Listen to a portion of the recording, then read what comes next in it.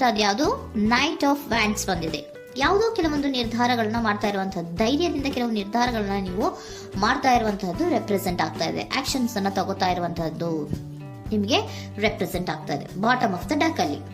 Okay, in near positive ನಲ್ಲಿ ಏನಾಗಿದೆ? ನಿಮ್ಮ ಲವ್ ಲೈಫ್ ವಿಚಾರವಾಗಿದ್ರೆ ದ ಫೂಲ್ ಕಾರ್ಡ್ ರೆಪ್ರೆಸೆಂಟ್ ಆಗಿದೆ. ತುಂಬಾನೇ ಚೆನ್ನಾಗಿದೆ, ಜಾಯ್ಫುಲ್ ಆಗಿತ್ತು, ಬಿಗಿನಿಂಗ್ ತುಂಬಾ ಚೆನ್ನಾಗೇ ಇದೆ. ಕಾರ್ಡ್ ಬಂದಿರುವಂತಹದ್ದೇನು? ವೀಲ್ ಆಫ್ ಫಾರ್ಚೂನ್ ಬಂದಿದೆ. ಸೊ ನಿಮ್ಮ ಲವ್ ಲೈಫಿನ ವಿಚಾರವಾಗಿ ನೀವು ಕೆಲವೊಂದು ಬದಲಾವಣೆಗಳನ್ನ ನೀವು ಮಾಡ್ಕೊಂಡಿರುವಂತಹದ್ದು ಇಲ್ಲಿ ರೆಪ್ರೆಸೆಂಟ್ ಆಗ್ತಾ ಇದೆ. ಕ್ವೀನ್ ಆಫ್ ಕಪ್ಸ್ ಏನನ್ನ ರೆಪ್ರೆಸೆಂಟ್ ಮಾಡುತ್ತೆ?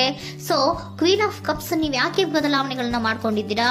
ಕೆಲವೊಂದು ರೀತಿಯ ಸ್ಟೇಬಲ್ ಇರಬೇಕು, ಬಹಳ ಕೇರ್ ಅನ್ನ ಮಾಡ್ತಾ ಇರುವಂತಹದ್ದು, ಲವ್ ಲೈಫಿನ ವಿಚಾರವಾಗಿ ಬಹಳಷ್ಟು ಇಂಟ್ರೆಸ್ಟ್ ಅನ್ನ ತಗೊಂಡಿರುವಂತಹದ್ದು ನಿಯರ್ ಪಾಸ್ಟಿನಲ್ಲಿ ರೆಪ್ರೆಸೆಂಟ್ ಆಗ್ತಾ ಇದೆ. ಓಕೆ, ಅಟ್ ಪ್ರೆಸೆಂಟಿನಲ್ಲಿ ಯಾಕೋ ನಿಮ್ಮಲ್ಲಿ 2 ಆಪ್ಷನ್ಸ್ ಗಳಿರುವಂತಹದ್ದು ರೆಪ್ರೆಸೆಂಟ್ ಆಗ್ತಾ ಇದೆ. ಯಾಕೋ 2 ಆಲೋಚನೆಗಳನ್ನ ನೀವು ಮಾಡ್ತಾ ಇರುವಂತಹದ್ದು ಅಟ್ ಪ್ರೆಸೆಂಟಿನಲ್ಲಿ ರೆಪ್ರೆಸೆಂಟ್ ಆಗ್ತಾ ಇದೆ.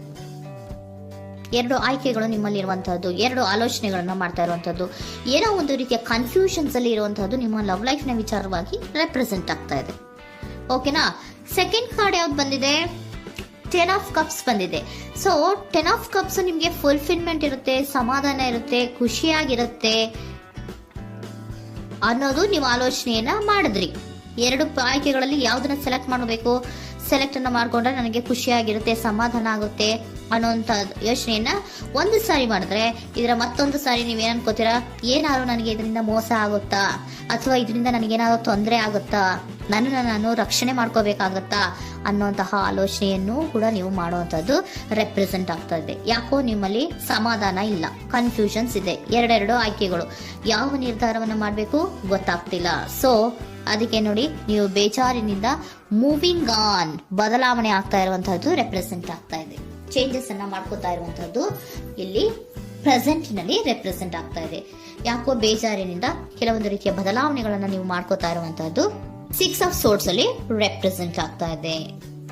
ನೀವು ಈ 6 ಆಫ್ ಸೋರ್ಟ್ಸ್ ಮತ್ತೆ ಏನನ್ನ ರೆಪ್ರೆಸೆಂಟ್ ಮಾಡುತ್ತೆ ಅಂದ್ರೆ, ನಾನು ಲವ್ ಲೈಫಿನ ವಿಚಾರವಾಗಿ ಒಂದು ಬೆಟರ್ ಆಪ್ಷನ್ಸ್ ಅನ್ನ ಸೆಲೆಕ್ಟ್ ಮಾಡ್ಕೋಬೇಕು ಅನ್ನುವಂತಹ ಆಲೋಚನೆಯನ್ನ ಮಾಡ್ತಾ ಇರುವಂತಹದ್ದು ರೆಪ್ರೆಸೆಂಟ್ ಆಗ್ತಾ ಇದೆ. ಓಕೆನಾ? ನೀವೇನಂದ್ರೆ ಅಟ್ ಪ್ರೆಸೆಂಟಿನಲ್ಲಿ ನಿಮ್ಮ ಲವ್ ಲೈಫಿನ ವಿಚಾರವಾಗಿ ಬೆಟರ್ ಆಪ್ಷನ್ ಬಗ್ಗೆ ಯೋಚನೆಯನ್ನ ಮಾಡ್ತಾ ಇರುವಂತಹದ್ದು, ಅದರ ಬಗ್ಗೆ ಸ್ವಲ್ಪ ಕನ್ಫ್ಯೂಷನ್ ಅಲ್ಲಿ ಇರುವಂತಹದ್ದು ಅಟ್ ಪ್ರೆಸೆಂಟಿನಲ್ಲಿ ರೆಪ್ರೆಸೆಂಟ್ ಆಗ್ತಾ ಇದೆ. ಬಟ್ ನಿಯರ್ ಫ್ಯೂಚರಿನಲ್ಲಿ ಏನಿದೆ? 3 ಆಫ್ ಸೋರ್ಟ್ಸ್ ಇದೆ. ಕೆಲವೊಂದು ರೀತಿಯ ಬೇಜಾರುಗಳಿರುವಂತಹದ್ದು, ನೋವುಗಳಿರುವಂತಹದ್ದು, ಕೆಲವೊಬ್ರು ಅಳ್ತಾ ಇರುವಂತಹದ್ದು, ಭಾವನಾತ್ಮಕವಾಗಿ ತುಂಬಾ ಫೀಲ್ ಅನ್ನು ಮಾಡ್ತಾ ಇರುವಂತಹದ್ದು ನಿಮ್ಗೆ ರೆಪ್ರೆಸೆಂಟ್ ಆಗ್ತಾ ಇದೆ. ಯಾಕೆ ನಿಮಗೆ ಆ ತರ ಆಗತ್ತೆ ಅಂತ ಅಂದ್ರೆ, ಡೆವಿಲ್ ಕಾರ್ಡ್ ರೆಪ್ರೆಸೆಂಟ್ ಆಗಿದೆ. ಸೊ ಡೆವಿಲ್ ಕಾರ್ಡ್ ಏನನ್ನ ಹೇಳತ್ತೆ? ಅಡಿಕ್ಷನ್ಸ್ ಅನ್ನ ಹೇಳತ್ತೆ. ತುಂಬಾ ಯೋಚನೆಯನ್ನ ಮಾಡುವಂತಹದ್ದು, ಮೇಲಿಂದ ಮೇಲೆ ನೀವು ಒಂದನ್ನೇ ನೀವು ಯೋಚನೆ ಮಾಡ್ತಾ ಇದ್ರೆ ನಿಮ್ಗೆ ಅಲ್ಲಾಗುವಂತಹದ್ದೇನು? ನೋವುಗಳೇ ಅಲ್ಲಾಗುವಂತಹದ್ದು. ಸೊ ಯಾತಕ್ಕೆ ಅಂದ್ರೆ ನಿಮ್ಮಿಬ್ಬರ ಮಧ್ಯೆ ಕೆಲವೊಂದು ರೀತಿಯ ಘರ್ಷಣೆಗಳಿರುವಂತಹದ್ದು ರೆಪ್ರೆಸೆಂಟ್ ಆಗ್ತಾ ಇದೆ. ಕೆಲವೊಂದು ರೀತಿಯ ಮನಸ್ಸು ಒಂದೇ ತರ ಆಲೋಚನೆಯನ್ನ ಮಾಡ್ತಾ ಇಲ್ಲ. ಒಂದ್ಸರಿ ಆ ತರ ಯೋಚನೆ ಮಾಡ್ತೀರಾ, ಒಂದ್ಸರಿ ಈ ತರ ಯೋಚನೆ ಮಾಡ್ತೀರಾ, ಕನ್ಫ್ಯೂಷನ್ ಅಲ್ಲಿ ಇರ್ತೀರಾ, ಏನ್ ಮಾಡ್ಬೇಕು ಗೊತ್ತಾಗಲ್ಲ. ಸೊ ಅದಕ್ಕೆ ನಿಮ್ಗೆ ಬೇಜಾರು, ನೋವು ಇರೋಂಥದ್ದು. ಮತ್ತೆ ನೆಕ್ಸ್ಟ್ ಕಾರ್ಡ್ ಬಂದಿರುವಂತದ್ದೇನು? 5 ಆಫ್ ಪ್ಯಾಂಟಿಕಲ್ಸ್ ಬಂದಿದೆ. ಸೊ 5 ಆಫ್ ಪ್ಯಾಂಟಿಕಲ್ಸ್ ಏನು? ತುಂಬಾ ಇದು ಕೂಡ ತುಂಬಾ ಬೇಜಾರಿನಲ್ಲೇ ಇರುವಂತಹದ್ದು, ಫೀಲಿಂಗ್ ಲೆಫ್ಟ್ ಔಟ್ ಆಗ್ತಾ ಇರುವಂತಹದ್ದು, ರೀತಿಯ ಒಂದು ಬ್ಯಾಡ್ ಸಿಚುಯೇಷನ್ ಅಲ್ಲಿ ಇರುವಂತಹದ್ದು, ಅಂದ್ರೆ ಯಾವಾಗ್ಲೂ ನೋವು ಪಡ್ತಾ ಇರುವಂತಹದ್ದು, ಯಾವಾಗ್ಲೂ ಯೋಚನೆ ಮಾಡ್ತಾ ಇರುವಂತಹದ್ದು, ಇಮಿಡಿಯೇಟ್ ಫ್ಯೂಚರಿನಲ್ಲಿ ಈ ರೀತಿ ರೆಪ್ರೆಸೆಂಟ್ ಓಕೆನಾ? ಸೊ ದ ಮೂನ್ ಕಾರ್ಡ್ ಏನನ್ನ ರೆಪ್ರೆಸೆಂಟ್ ಮಾಡುತ್ತೆ ಅಂದ್ರೆ, ರಿಯಾಲಿಟಿಯ ಕಡೆಗೆ ಹೆಚ್ಚು ಗಮನ ಕೊಡದೇ ಇರುವಂತಹದನ್ನ ರೆಪ್ರೆಸೆಂಟ್ ಮಾಡುತ್ತೆ. ಓಕೆನಾ? ಇದಿಷ್ಟು ನಿಮ್ಮ ಮಂತಿನ love reading. Next angel guidance ನಿಮ್ಗೆ ಏನ್ ಕೊಡ್ತಾರೆ ಅನ್ನೋದನ್ನ ನೋಡೋಣ. ನೋ ಅನ್ನೋಂತ ಆನ್ಸರ್ ಅನ್ನ ಕೊಡ್ತಾ ಇದ್ದಾರೆ. So no, not the right time. ನೀವೇನು ಕೂಡ ಈ ಕನ್ಫ್ಯೂಷನ್ ಅಲ್ಲಿ ಇದ್ದಾಗ ಯಾವುದೇ ರೀತಿಯ ಡಿಸಿಷನ್ಸ್ ನ ಮಾಡೋದಕ್ಕೆ ಇದು ಕರೆಕ್ಟ್ ಆಗಿರುವಂತಹ ಟೈಮು ಅಲ್ಲ. Perfect timing. So perfect timing ಅನ್ನ ಬಂದಾಗ ನೀವು ಕೆಲವೊಂದು ರೀತಿಯ ಡಿಸಿಷನ್ಸ್ ಅನ್ನ ಮಾಡ್ಬೇಕಾಗತ್ತೆ. ಯಾವಾಗ ಅಂದ್ರೆ ನೀವು ಮನಸ್ಥಿತಿಯನ್ನ ನೀಟಾಗಿ ಇಟ್ಕೊಂಡಾಗ, ಕೆಲವೊಂದು ರೀತಿಯ ಕನ್ಫ್ಯೂಷನ್ಸ್ ಇಂದ ನೀವು ಆಚೆ ಬಂದಾಗ, ಯಾವಾಗ ನೀವು ಕ್ಲಿಯರ್ ಥಿಂಕಿಂಗ್ ಅನ್ನ ಮಾಡ್ತೀರಾ ಅದು ಪರ್ಫೆಕ್ಟ್ ಟೈಮಿಂಗ್. ಸೊ ಆಗ ನಿಮ್ಗೆ ಕೆಲವೊಂದು ರೀತಿಯ ಫರ್ಗಿವ್ನೆಸ್ ಅನ್ನೋದು ಇರುತ್ತೆ ಅನ್ನೋದನ್ನ ಏಂಜಲ್ ಗೈಡೆನ್ಸ್ ನಿಮ್ಗೆ ಹೇಳ್ತಾ ಇದ್ದಾರೆ.